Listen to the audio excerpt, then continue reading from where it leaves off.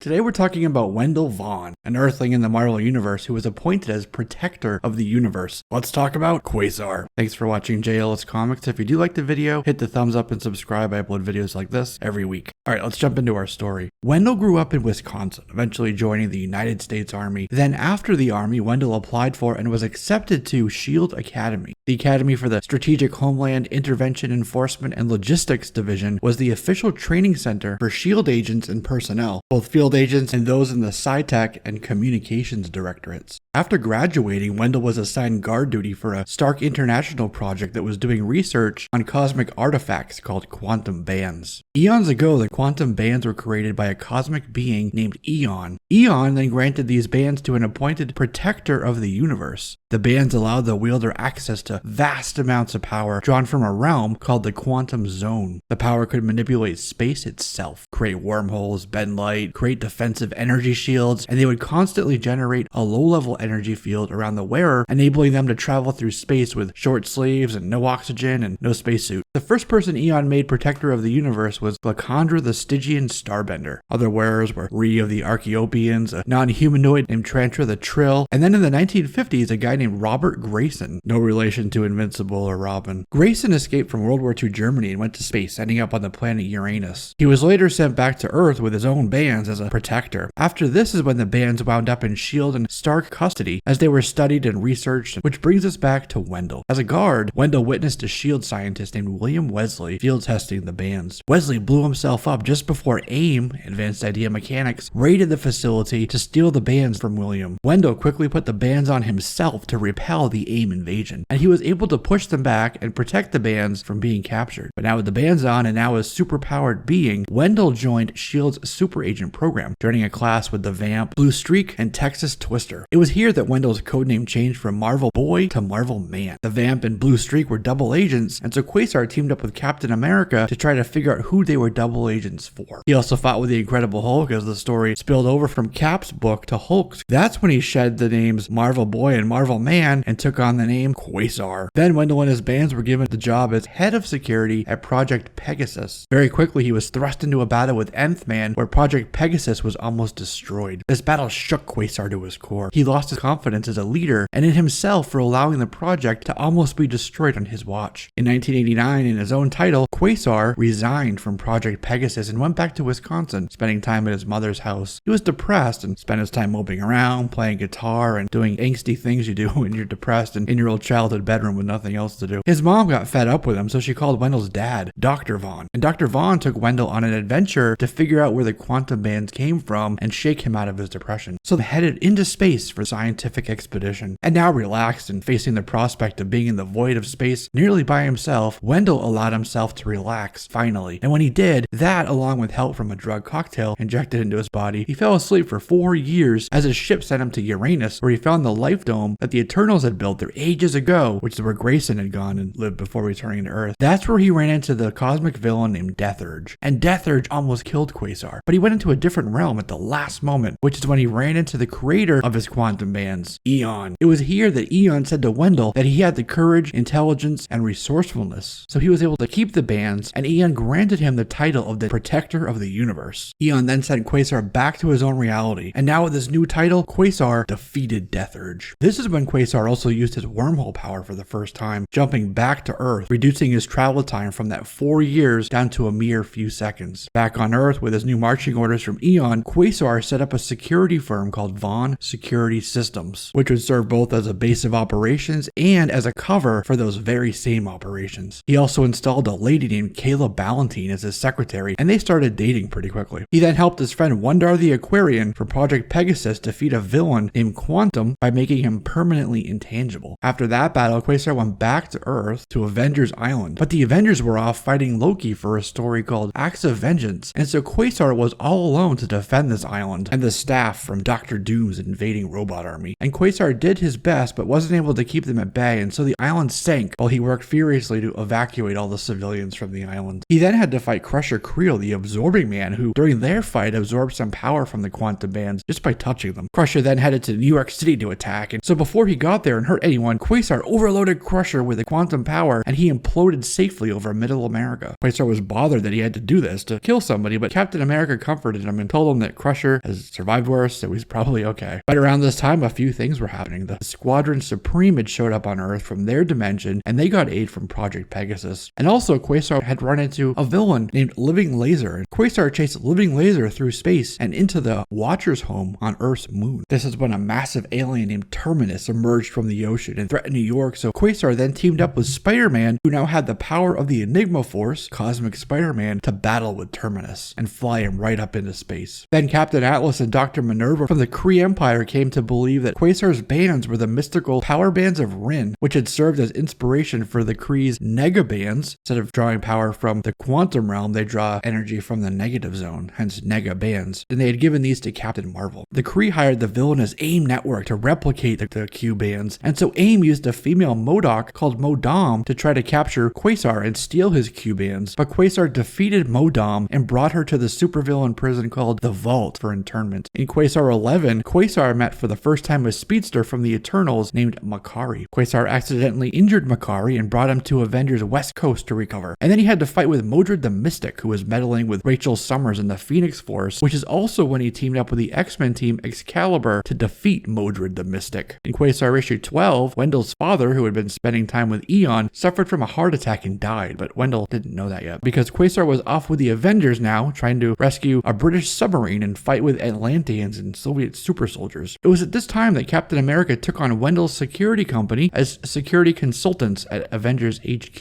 During the Black Galaxy saga, Quasar and the Avengers had to help Thor fight off Stellaris. With the Squadron Supreme still on Earth, an ancient Eternal with mind-controlling powers named Overmind showed up. Quasar's Q-bands protected his own brain from being taken over by Overmind, but Overmind was able to mentally control Squadron Supreme. Squadron Supreme went to the Stranger's laboratory world out in space where people like Jack of Hearts were being held prisoner. Quasar found the Stranger, and it was the Stranger who had to stop Overmind. Then a villain named Cosmic Assassin, which turned out to be Maelstrom, lied to Starlight and Presence, who were there as well, saying that Eon was a villain, and so they attacked Eon, and in doing so, also had to battle with Quasar. Quasar also fought with Maelstrom, and Maelstrom cut off his arms, trying to get the Q-bands off of his appendages, but the bands were stuck to Quasar's arms. Maelstrom held Quasar captive and unconscious in his mansion, and hung him up on the wall like a trophy. To get the Q-bands off of Quasar's arms, Maelstrom killed Quasar, but Quasar didn't completely die, only his body perished. What happened was that Quasar turned into energy and went to kill Eon in order to prevent Maelstrom from accessing the Q-band power. However, he was too late and Maelstrom got the power anyway, and Maelstrom became the personification of non-existence, taking on the name Oblivion. So to fight Oblivion, Quasar became the personification of infinity. Quasar's power became anomalous and fluctuated enough so that he was able to defeat Oblivion. And at his defeat, the cosmic being's death and eternity showed up to meet with Oblivion and infinity to strike a new cosmic balance. So they brought Quasar back to life while both Eon and Maelstrom were kept in the afterlife. When Quasar ultimately learned that his father died and that he had been reanimated by Eon, Quasar was upset. So he rescinded his title, abdicating his position as protector of the universe, and decided to have no more contact with Eon, although he kept his bands. Quasar went back to his hometown and his mom introduced him to a boy that lived next door named Billy. And Billy loved superheroes. Billy turned out to be an ancient cosmic being named Origin. And Origin revealed that he was the one who created all the superheroes on Earth. Origin's opposite was another being named Unbeing. And Unbeing was undoing all of Origin's work, so Origin asked Quasar for help. In a twist, it turns out that Billy was actually Unbeing, pretending to be Origin, and the real Origin was an old lady in a hospital bed. So he ended up helping her, and as a thank you for stopping Unbeing, Origin gave Quasar a new costume, and she told him that he can store his costumes inside of the Q-bands, so he can change them out. He's got a whole wardrobe in there. In Quasar 19, he was back at Project Pegasus, trying to assist Doctor Strange in getting the Squadron Supreme back to their own reality. And that's when Jack of Hearts showed up with a starship caravan in tow. The cover of this issue features Quasar fighting with Jack of Hearts as Doctor Strange looks on. Marvel Team Up issue 113 paired Spider-Man with Quasar to fight a villain named Lightmaster, who was sucking power from Quasar's Q-bands. Quasar went back to Project Pegasus after the trial, where he was attacked by the guards, who then put the serpent crown on his head, which immediately put him under control of the crown and the demon Set. It's here that mind-controlled Quasar fought with the Thing of the Fantastic Four just to Spider-Man and Doctor Strange showed up and were able to defeat Set and get the crown off of Quasar's head, freeing him from the control. Because he fought so valiantly alongside the Avengers, both Captain America's New York team and Hawkeye's West Coast team both offered him a spot on the team, but he said yes to Cap. So Cap ran him through some tests, and for strength, Quasar lifted Avengers Island. For speed, he flew to the moon and back, and he fought Firelord, partly as a misunderstanding, partly as a combat test, and Quasar passed all of these tests. In Avengers Annual 18, Captain America presented Quasar with a provisional Avengers membership card, welcoming him to the team. In one of his first missions as an official Avenger, he helped them fight the Lava Men, and then helped Jennifer Kale and Man-Thing fight a villain named Quagmire. In Avengers 329, all the Avengers were called together to decide on a new roster. So the new team became Captain America, Thor, Vision, She-Hulk, Black Widow, Cersei, and yes, Quasar. And so we spent a lot of time with this iteration of the Avengers team on various adventures, even crossing into Spider-Man's title. Quasar and the Avengers headed back to Canada to help Alpha Flight, where he met the female version of Adam Warlock, Aisha, aka Her. The group was transported to a planet that Galactus was about to eat, and so Quasar and Her teamed up to repel Galactus. Then Wendell got another new costume. He said, "Hi ladies, I'm back," big as life. And about his new costume, he says, "For the first time, I'm not clad in a costume S.H.I.E.L.D. gave me, or Eon gave me, or Origin gave me, but a costume of my own design." He said that it signaled a turning point in his story. He wasn't an apprentice or working for someone else. He was his own at last. In issue 26, his costume graced the cover as he geared up to fight with Thanos during what was an Infinity Gauntlet crossover story. "Your disrespect has no place here, Thanos. Why don't you just be a sweetheart and leave?" he said defiantly to the Mad Titan, who replied, "And if I don't, boy," Quasar then said, "then I make you." And so Quasar and Thanos stood toe to toe, finally fighting with each other in Jim Starlin's Infinity Gauntlet issue 4. It was a massive fight between two powerful titans. In Quasar 27, Wendell helped deliver Eon's daughter Epic from an egg, so Epic became Wendell's goddaughter. At the same time, the Quasar comic book turned into a direct market only title. So what Marvel did for issues 32, 33, and 34 is make them available also on the newsstand as issues 1, 2, and 3. This was because they were tie-ins for the Operation Galactic Storm event, and this allowed the newsstand only buyers to get that full story on the same spinner rack. That's why you see the numbering differences like this. In the wake of Infinity Saga, Quasar took time off and was hanging out with his friend the Eternal Makari at his apartment. This was at a time when there was a new Thor on Earth, Eric Masterson. So Hercules tricked Quasar into attacking this new Thor to test him out while Amora the Enchantress watched, unsure of Eric Masterson herself. Amora further mind-controlled Wendell into fighting Thor, but then the two teamed up to drive off Enchantress, and from this point on, Thor and Quasar became friends. In Quasar issue 31, Quasar teamed up with Uatu the Watcher with the goal of getting Living Laser back from another reality, so they traveled through various realities, and in one they ran into Maelstrom, and this alternate reality Maelstrom blasted Quasar with a massive energy blast just as he made a quantum jump, and this energy surge knocked Quasar outside of the multiverse into the omniverse, where he wound up in a new place called the New Universe, which in our reality was a new comic book imprint that Marvel had created for titles like DP7, Starbrand, and Mark Hazard. On New Universe, Quasar only had access to the power stored in his bands, as he could only use power pulled into his universe, so he had to have Starbrand to help him get back to Earth 616. And back on 616 Earth, Wendell's girlfriend Kayla got the Starbrand power. At the end of Operation Galactic Storm, Quasar quit the Avengers and decided to leave Earth, and he left with his friend Makari, along with Kismet. When two elders of the universe named Caretaker and Contemplator helped Quasar save Soul Eater, Quasar got a call from Captain America to look for another cosmic entity named Eternity and to investigate a mysterious force which turned out to be Warlock's evil side, Magus, who also wanted Eternity in his powers. They found Eternity in a catatonic state, and then Quasar and the Avengers ran into Warlock, his Infinity Watch, and Thanos, and they all fought. Quasar sealed away the Infinity Watch and fought with Adam Warlock. Later, after Magus stole the Infinity Gauntlet, Thanos said, "Hey, let's let Quasar wield the ultimate nullifier against Magus, since that's what Warlock used to fix Thanos' devastation during Infinity Gauntlet." So Quasar went to Magus' stronghold to use the nullifier, but Magus blocked it, and Quasar ended up nullifying himself, apparently killing himself, but he wasn't dead. The bit of the Starbrand that had remained in Wendell from the New Universe kept him alive, as he was transported to the White Room, a place place where former protectors of the universe go to die. There, his Q-bands were still in the Earth 616, so Thanos reanimated 4 previous Q-band wielders like Stygian Starbender. Thanos gave the Q-bands to the Marvel Boy that he had made. When Quasar fought his way out of the White Room, he got back to 616 using only what he had left over of the Starbrand and went to Earth and his company to find and reclaim the Q-bands. And that's when he also learned that his girlfriend Kayla had gone missing. Eventually, Quasar got his Negabands back from that fake Marvel Boy. Epic was able to locate Wendell's lost lover Kayla, and they had a great reunion. Kayla had gone off on a space adventure with her friend Holly, using her own Starbrand powers. Holly, though, it turned out to be a deviant villain named Ereshkigal. Steckley stole the Starbrand powers and escaped from Quasar, and Kayla tracked her to Man-Thing's Nexus of All Realities, where they were joined by Silver Surfer, and this allowed Living Tribunal to prevent Holly from using the Starbrand to reshape the cosmos. But instead of them fighting, which would have damaged the universe anyway, they agreed to force Quasar and Silver Surfer to fight each other. And in the fight, Quasar figured out that he was the champion for the wrong side, so he allowed Silver Surfer to beat him. And when this happened, Holly chose to die rather than give up the Starbrand. After this, Wendell and Kayla got Kismet's cocoon and brought it back to Project Pegasus. And soon Quasar had to team up with the Squadron Supreme to fight a multi-dimensional being called the Angler. In the fight, Kayla showed that she still had Starbrand powers, so Pegasus tested her, but when she got scared, just flew off and went to Monster Island, where Warlock's Infinity Watch had set up a base, and Quasar followed her to the island. It turns out that Moondragon put the idea in her head to go there, so she could see if she was able to wield the power. Warlock showed up and took Quasar to a psychic plane where he split Wendell into a variety of past manifestations of himself. Quasar passed his test with Warlock, just as Kayla passed her own with Moondragon. The final issue of Quasar's series, issue 60, found the Presence and his daughter Darkstar going after Quasar in a revenge quest. Quasar faked his death on Earth so they'd stop chasing him and went back into space for a self-appointed exile. And back in space now, Wendell traveled around the universe setting up listening posts where he could maximize his protector mission. He had given his mother a beacon and she urgently summoned Wendell back to Earth, and when he got there, he found that a race of aliens called the Charter had invited Earth to join their Federation of Planets. So Quasar went up to their space station and rested. When he awoke, 3 million of the Charter were dead and it looked like Quasar was the murderer. He had to fight the Charter's peacekeepers called the Star Masters with help from Silver Surfer and Beta Ray Bill. Eventually, the real culprits were discovered and Quasar was found innocent. Quasar then helped all of the Avengers in their fight against a powerful sorceress named Morgan Le Fay. But Morgan used some Asgardian artifact to remake reality, and in her new reality, Quasar was called Star Knight. It was Scarlet Witch who called out to Quasar in order to break the spell. So with Morgan now defeated, Quasar left Earth and headed back into space. Later, Quasar came across Jack of Hearts again. Jack was nearly dead, so Quasar called the Avengers for help. Moondragon, Star Fox, Thor, Photon Tigra, and Thor showed up to render aid. During maximum security, when the Kree wanted to turn Earth into a prison colony, Ego the Living Planet showed up to threaten the planet. Silver Surfer couldn't stop Ego, so Quasar showed up to stop Ego and send him away. Again, Wendell went back into space, but he set up another listening post in an asteroid belt near Earth, so he'd know if aliens were going to attack Earth again, and he could come back to help. And he rotated this post with various Avengers, helping them during the Kang War. In a publisher crossover story called JLA Avengers, Quasar and Photon teamed up with Iron Man to defeat Wonder Woman and Green Lantern to get the Spear of Destiny. And later, Quasar met up with the Fantastic Four and took them on a quest to find Galactus. When Annihilus burst forth from the negative zone with his hordes of Annihilation Wave to invade Earth 616, Quasar was one of the heroes to stand against him. Nova, Drax, and Cammy first ran into Quasar when they jumped away from the devastated Nova homeworld of Xandar to Nikos Aristides. Quasar met them in near-planet atmosphere as their ship was out of control. Quasar was there to help evacuate the colonists, but the Annihilation Wave showed up, and so Nova and Quasar flew up and destroyed a whole fleet while opening a Stargate for the colonists to escape. Attracted by the power they emitted, Annihilus himself showed up at the battlefield, and Nova fell and Quasar stood alone against the might of Annihilus. Annihilus wanted to feed on his quantum energy, and in doing so killed Quasar in a blinding flash of light and pain, and Annihilus took the Q-bands for himself, adding the power to his cosmic control rod powers. At the end of Annihilation, Nova fought a desperate fight with a Q-band equipped Annihilus. As Nova was almost defeated, Phyla Nova rammed into Annihilation and grabbed his wrists, coming into contact with the Q-bands, and the bands left Annihilation and went right onto Phyla-Vell's arms. They chose her over the evil Annihilation. When she did this, Nova stuck his hands right down Annihilation's throat and ripped out his insides, killing him and ending the Annihilation War. When Phyla met back up with Moondragon, she realized that it was now her duty to become the new Quasar. Also during this event, the quantum bands and their power, not Wendell himself, were classified as a universal menace. An Annihilation Conquest follow-up story focused on Phyla-Vell as Quasar, with her trying to balance her duties as Quasar with those of her Kree Marvel heritage. The Kree Supreme Intelligence helped her find Adam Warlock's cocoon, which, with the help of her girlfriend Moondragon, broke him out to fight the Annihilation wave. Toward the end of the 2008 Skrull Secret Invasion, Nova and Darkhawk were at Project Pegasus trying to access Worldmind, which Nova was able to do, except it was Quasar who showed up. Quasar had been revived by Project Pegasus, and so Nova, Darkhawk, and Quasar fought against the invading Skrull forces. Nova was shocked. He said he saw Wendell die at the hands of Annihilus. So he destroyed the Skrulls with a blast of energy and then retreated into a quantum flask to heal and recharge. When the Xandarian Worldmind made Ego into New Xandar and started recruiting a new Nova Corps, Wendell gave Nova the Q-bands so he could challenge Worldmind, because he didn't agree with this. And so for a brief moment, Richard Rider, once Nova Prime, became Quasar. He won, but many of the Nova Corps were tied up with the War of Kings, a war between Vulcan and Black Bolt. Phyla-Vell joined up with the Guardians of the Galaxy, but she was killed by Mentor, the father of Thanos, and was sent to Oblivion, running into Maelstrom, still trapped there. Maelstrom got her quantum bands and a dragon ate her, but she made a mysterious deal to become the new avatar of Oblivion in exchange for saving Heather Douglas, that's Moondragon, her girlfriend, and she changed her name from Quasar to Martyr. After Black Bolt's T-bomb ripped open a massive fault in space and time, Quasar and the Guardians of the Galaxy gathered on a base/floating head of a dead celestial called Nowhere to figure out what to do. Quasar volunteered to scout out the fault, and as he flew in, he felt massive turmoil and unrest. It was like a massive wound, a nasty gash in space and time. He came out the other side and ran into the villainous Revengers, the evil doppelgangers of Earth 616's Avengers. They captured Quasar and told them they planned to invade his Earth, but Vision let him out, and he charged at evil Captain Marvel, fought the evil Avengers, and they went back through the fault. So everyone amassed at the opening of the fault to hold back what was about to come through. Quasar himself was stationed on the Shi'ar flagship at the head of the fleet. Nova quickly ran into a blue alien who'd taken on the form of Quasar, a distorted version of Wendell from beyond the fault. Nova chased the fake evil Quasar to a Church of Universal Truth temple ship, just as the real Nova showed up and fought with Adam Magus, the evil warlock, and they were led by an evil Captain Marvel. So after the fault was closed, Quasar went to Nowhere to assemble a team of cosmic first responders. People like Ronan the Accuser, Beta Ray Bill, Silver Surfer, Cosmo, Icon, Gladiator, they were all on this team. Ruthless, immensely powerful beings, all of them. Icon the Space Knight kneed Quasar in the nuts as they bickered, but together they fought Dr. Dread, Dire Wraiths, and the Church of Universal Truth. At one point, S.H.I.E.L.D. used a sentient cosmic cube named Kobik to warp reality and turn a supervillain prison into a fake town called Pleasant Hill. There was a S.H.I.E.L.D. agent stationed there who was named Avril Kincaid. After prisoners like Baron Zemo attacked, she went to the town's museum to get a weapon to fight, and that's when she ran into the museum's curator, which turned out to be Wendell Vaughn. Wendell gave Avril the quantum bands, and she used them to take down Baron Zemo. So then Wendell started teaching Avril how to use the bands and how to use her powers as she grew into the new Quasar. So then Avril helped Captain Marvel and Alpha Flight Station test a planetary defense shield, just as Hydra Captain America revealed himself and locked the heroes of Earth in space. Then, repelling a Chitauri invasion, a Leviathan ate her, and then Avril as Quasar sacrificed herself and apparently died in doing so, and so this prompted Wendell to come out of retirement and become Quasar once more. When Star Fox called up a host of cosmic beings to figure out who killed Thanos, Quasar was there at the meeting, even as Thanos' Black Order attacked. When they attacked, Quasar was nearly sucked into a black hole, and in the space between space, he saw Avril for a really fleeting moment. And now Wendell's joined up with the Guardians of the Galaxy, and he's still out there fighting, still our protector of the universe. And that's a wrap on this one, my friends. Thank you for watching. Don't forget to subscribe, and you'll be one of the first to know when I upload videos just like this each and every week. I'm Jesse, this is JLS Comics, and I'll see you soon.